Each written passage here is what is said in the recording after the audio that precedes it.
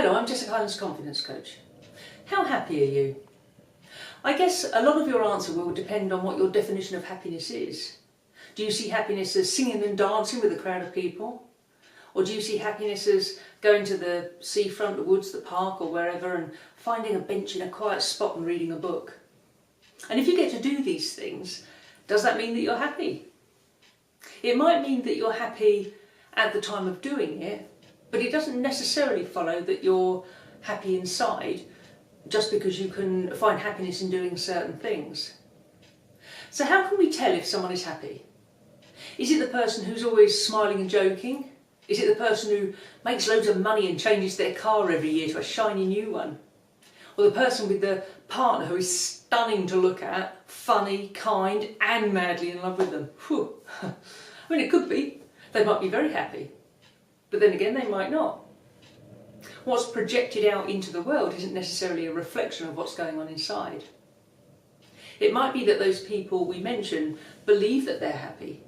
They think that if they can smile all day long or indulge in their dreams of flash cars and holidays, that they must be happy.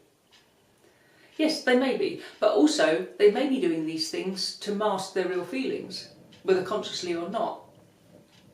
True happiness isn't about what we do or have. True happiness is what we feel inside. And yes, external things can make us more comfortable, but I wouldn't necessarily say that they make us more happy. True happiness comes from being content and at peace with who you are, what you do, how you act, how you interact with others, and what effect you have on the world around you. That determines how happy we are. So when all of those things are in place, then true happiness has a chance to flourish. So how do we spot unhappiness in others? It can manifest itself in many different ways. You may know someone who takes offence easily, someone who can't take a joke against themselves, someone who thinks that the world and everyone in it has got it in for them. Nothing is their fault. The fact that they aren't doing well in a particular area of their lives is because of X, Y and Z, which are factors external to them, nothing to do with them, not their fault. Maybe people who gossip about others.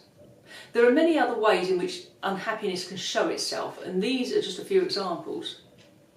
You may think, how can taking offence be a sign of unhappiness? How can gossiping about others be a sign?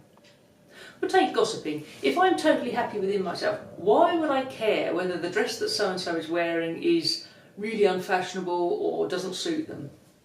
Why would I care whether so-and-so is sleeping with that person or isn't doing well at work or whatever? That's not to say that if I'm happy in myself I don't care about others, but I wouldn't care about tittle-tattle and gossip. I'd have better and happier things to be thinking about and talking about.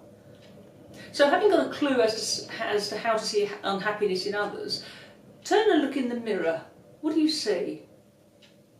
If you're a 24/7 smiler, what can you see behind it? Is it unadulterated bliss or buried emotions?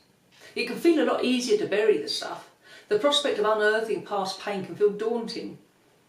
You may be aware of what it is that you've buried or not. Either way, you need to clear it in order to be truly happy and able to enjoy life to the full.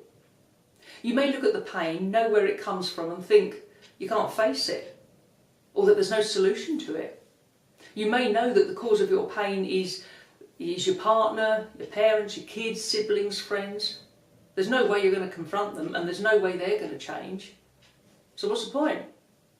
It'll just have to stay as it is and continue to make you unhappy. But you can change things. Changing how you feel about it is the key. The situation may still be the same, but how you feel about it will be different and therefore won't be making you unhappy.